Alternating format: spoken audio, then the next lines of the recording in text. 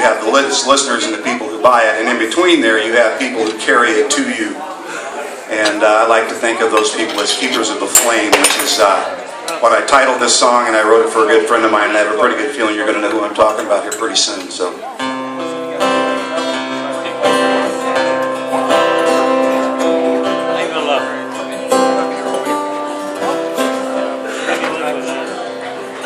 He grew up in Pennsylvania, raised on rock and roll. Something in the music reached him deep down in his soul. Over time the music changed him. He knew he'd never be the same.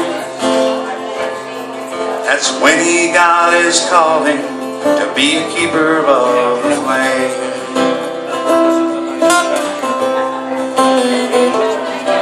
The power of this music, he knew that it was real. The way that it spoke to him, the things it made him feel.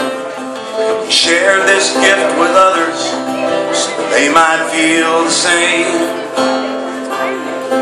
And he became rock's champion and a keeper of the flame. A keeper of the flame, a guardian of the fire. And he kept that light burning so others could admire. Though the music lives inside him, he wasn't seeking fame.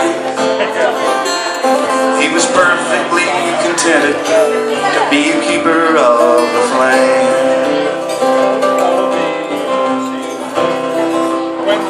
One day he heard a new sound from a man from Mobile. Crazy Caribbean stories and a new laid-back appeal. He was trop rock's standard bearer before it had a name,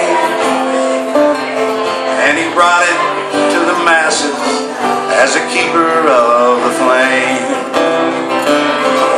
A keeper of the flame, a guardian of the fire, and he kept that light burning so others could admire. Though the music lives inside him, he wasn't seeking fame. He was perfectly suited to be a keeper of the flame.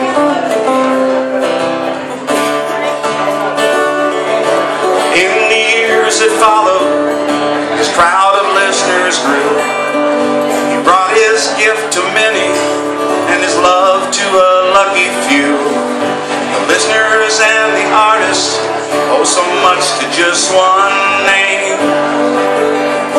'Cause he's our own Jeff Allen, and he's our keeper of the flame. Keeper of the flame, guardian of the fire, and he keeps that light burning so others can admire.